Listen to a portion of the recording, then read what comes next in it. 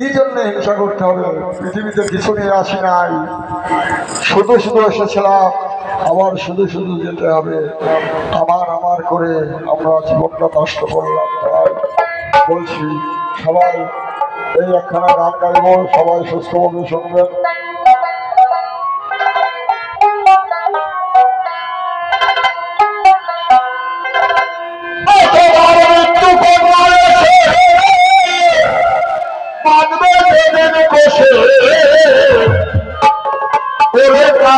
বসে তখন কিছু হলার ভেবে দেখো মনকে তোমার আসিলে সমার বিহার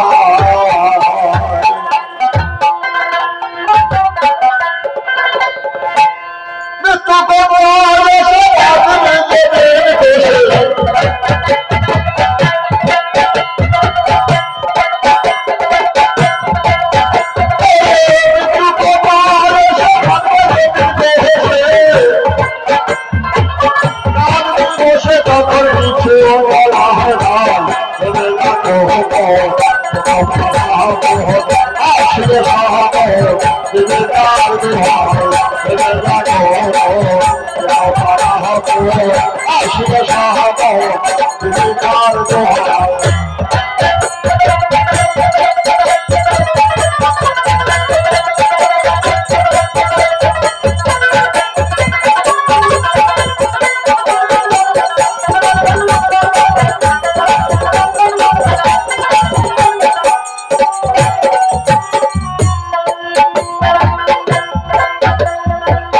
লঙ্কায় ছিল রাবণের বসবাস।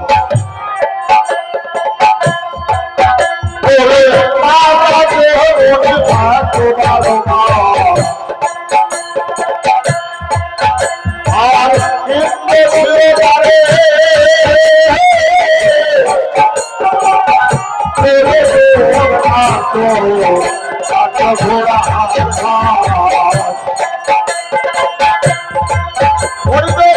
বসবাস করত রাবণের রাজ্যে মরিরা। ইন্দ্র ছিল ধারে ধার ভাড়া দিত। আর যে মানুষের জীবন নিয়ে যায় সেই মানুষটা ঘোড়ার ঘাস কাটত রাবণের।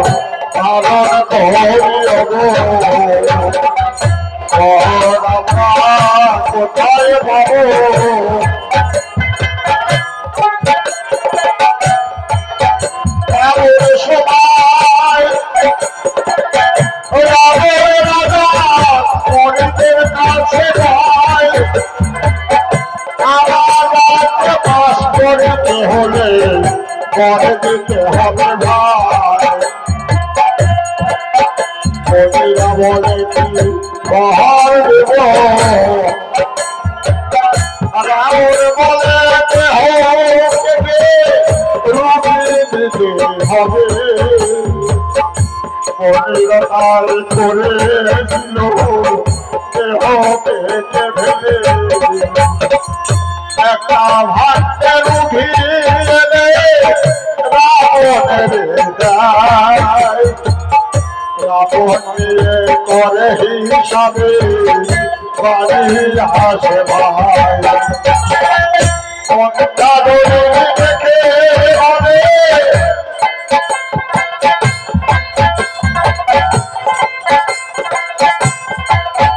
এইটা আছে বিষ জগৎ করে দেখে দাও কিশোর ভাণ্ড দিয়ে দিল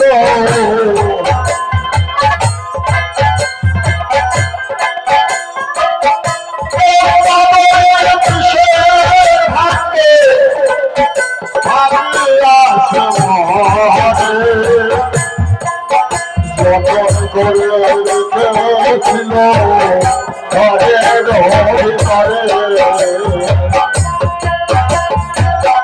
রাবণ রাজা দুঃখের দিয়ে কর্ম করে সেই কথাটা মন্তাদেবী কানে ধরে আসে ওর সামনে নিন্দা সইতে পারে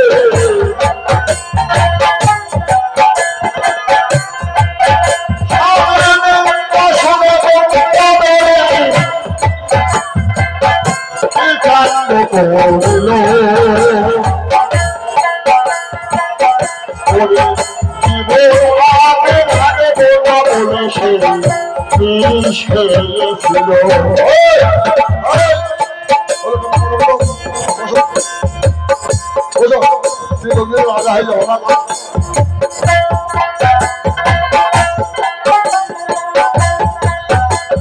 ভাবে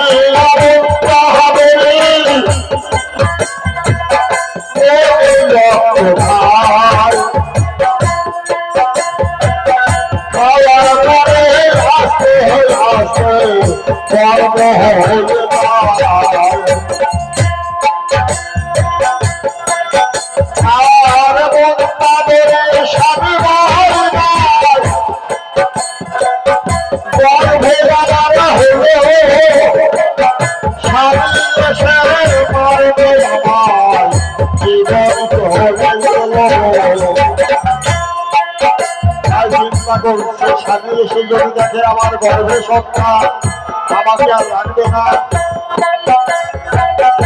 এই ভাবিয়া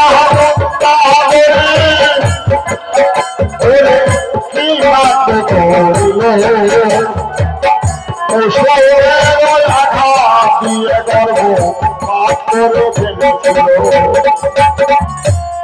তাহারিতে করে সেটা ভাষাই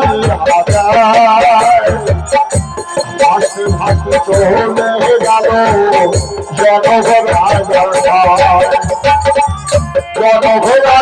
চড়ে বেঁধেছিল ভাই তাদের বেঁধে বৈশাখ মাসে পয়লা দিন হয় যত বড় হোক না কেন নিজের হাতে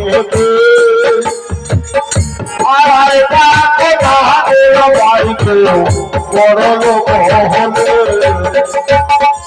জনক রাজা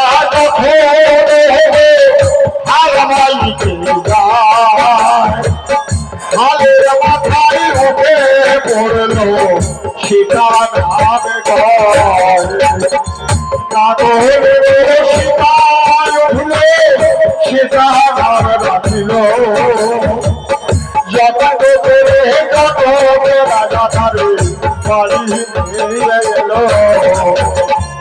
আস্তে আস্তে তখন হবে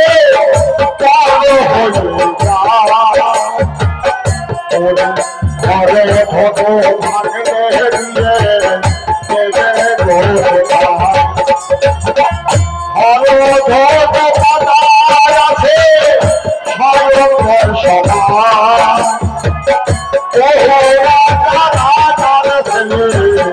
এসেছিল সেটা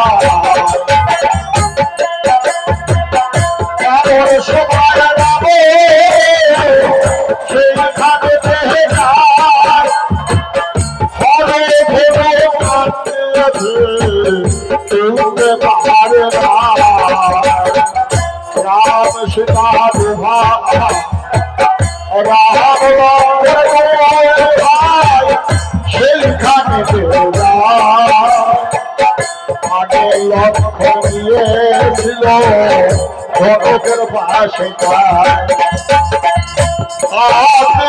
দেখল হেবাছে ফুলের মারে মারে বলল দাদা তুমি যাও বিয়ে করতে হবে তুমি থাকতে পারে যদি বিয়ে করতে প্রভু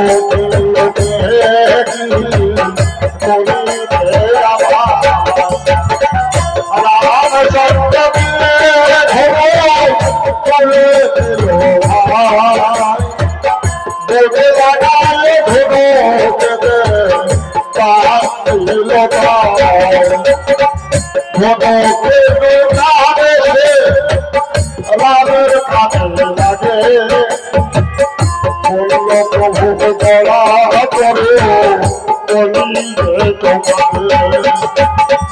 বড় বড় বসেছিল ভগবানের হাতে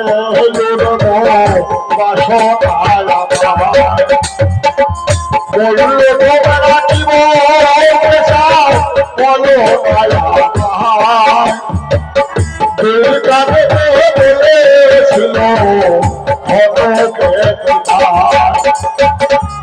বলেছিল বলে যুগে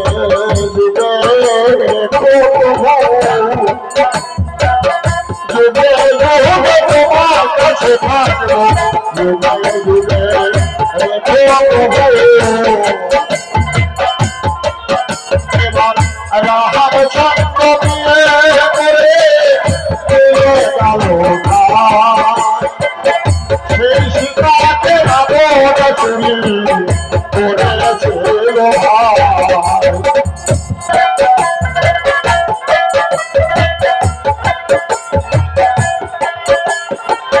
রাবণ চুরি করে যুদ্ধ হয়েছিল রাবণের সীতা রাখো সেই রাবণ বলতে হলে এই রাবণ বলতে পারে না কখন বলতে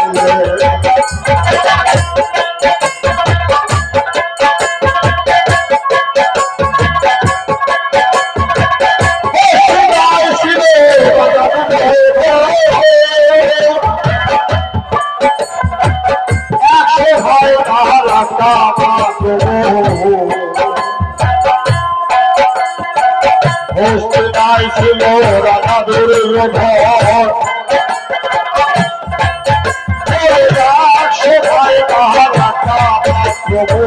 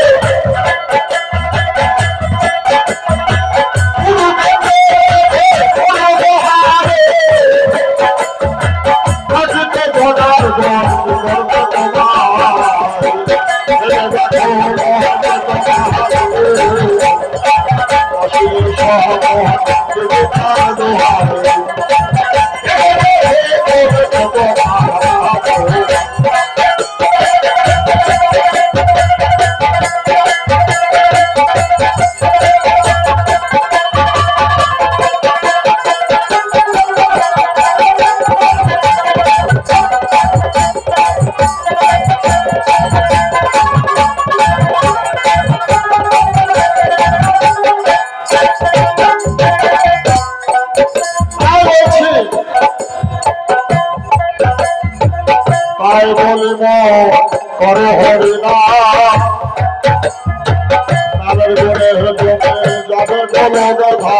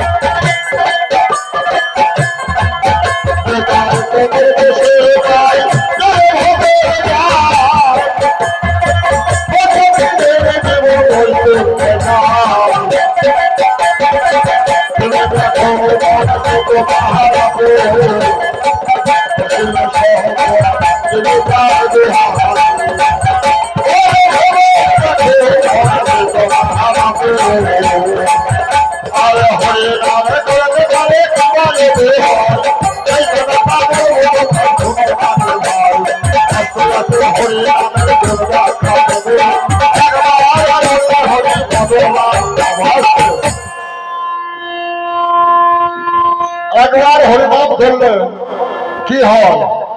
হরিনামে যদি লাভ না থাকে হরিনাম করবে কেন? এখন অম্বরীশ রাজা নামে একটা রাজা ছিল।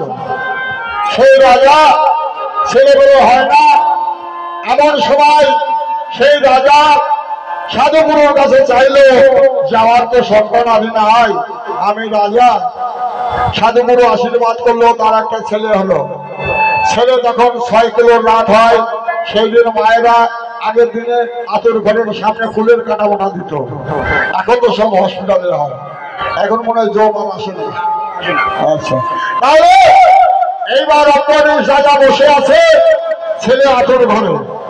এইবার বিধাতা ঢুকছে, যে যখন বিধাতা যাচ্ছে তখন অম্বরীশ রাজা থেকে বলছে, দাঁড়াও, তুমি কে? বললো, আমি বিধাতা। কোথায় যাচ্ছ? বললো, তোমার ছেলের ভাগ্যে কি আছে তাই লিখবো। বললো, তাই? তবে লিখতে পারো, আমার ছেলের ভাগ্যে যা আছে, তবে যাওয়ার সময় বলে যেতে হবে। কথা দিল, হ্যাঁ বলে যাবো। আমি সময় যে দেখে বেড়া করে ছেলের মাত্র 10 বছর আগে।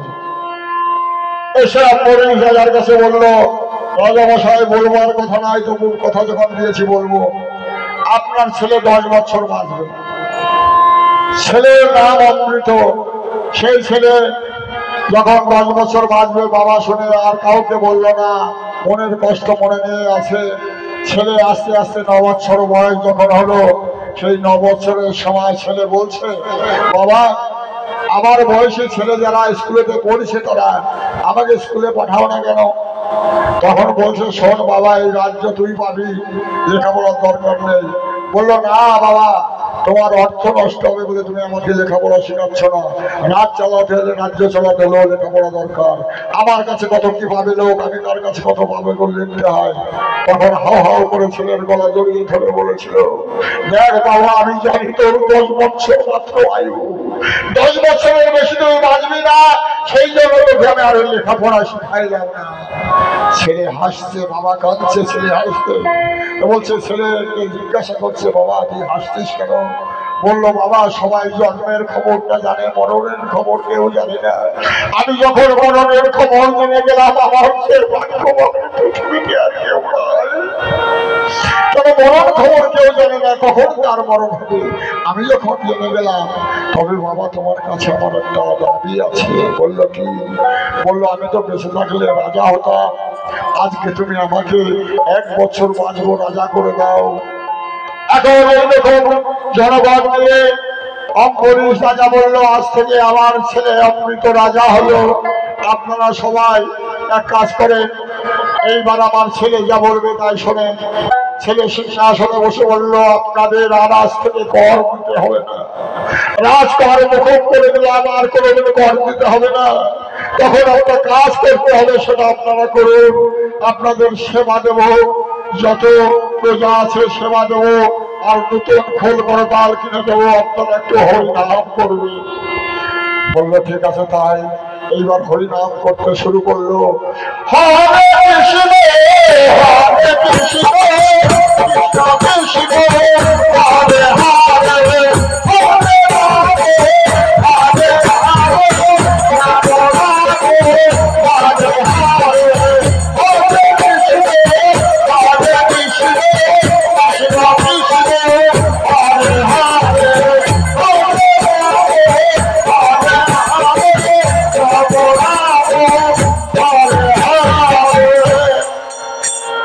বছর ধরে এরকম হরিনাম করছে, আর ওই ছেলেটা এই প্রজাদের সেবা চালায় আর হরিনাম শ্রবণ করে সিংহাসনে বসে, আর কোনো কাজ নাই। এমন সময় শেষের দিন ভগবান আর থাকতে পারে না। এই শ্রোতাগণ বলেছিল, কোন কোন লোক বলেছিল, আমার আয়ু থেকে যদি 10 বছর আয়ু ছেলেটাকে দিতে পারতাম। কেউ চিন্তা করেছিল, আমার আয়ু থেকে যদি 5 বছর ছেলেটাকে আয়ু দিতে পারতাম, তাহলে আমরা ধন্য হতাম। কিন্তু ভগবান সেই ডাক শুনে থাকতে পারেনি। সেই হরিনামের মধ্যে বসে বসে ভগবানের চোখে জলে মুখ ভেসে যাচ্ছে। এমন সময় জমের দূত এসে হাজির। এসে দেখে ভগবান বসে আছে। ভগবানের কাছে গিয়ে বলল, প্রভু, এখানে তো আপনার আসার কথা নয়, আমি এই অমৃতের জীবন দিতে এসেছি, আর টাইম নয়। এই দেখুন চিত্রগুপ্তের খাতায় ওর 10 বছর আয়ু, ভগবান তখন বলেছিল দেখি তোমার খাতাখানা নিয়ে যখন মুখে ধরেছিল হরিণালের গায়িকা শক্তিকে ভগবানের কাজের গোড়া চোখের জল রসের গায়ে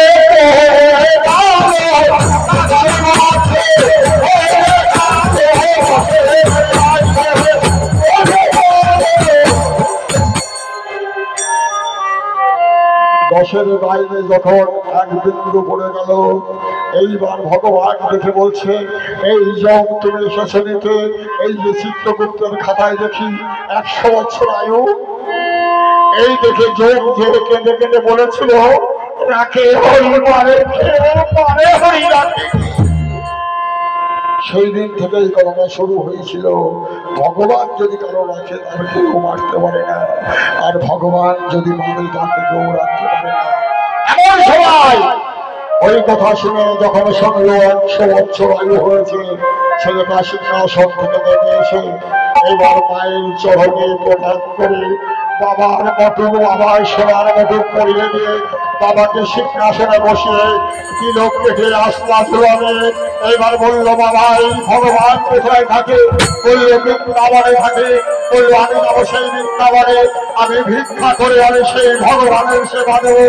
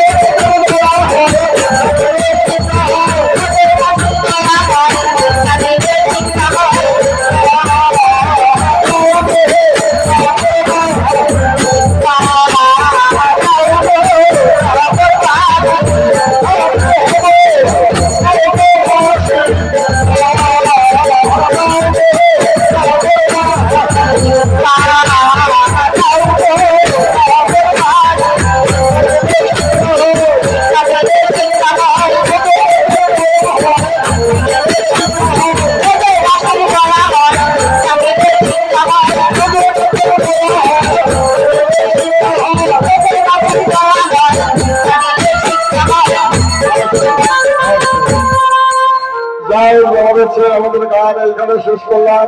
সন্ধ্যার সময় সন্ধ্যা আরতি হবে, অনেক নাচ টাচ হবে, গান টান হবে।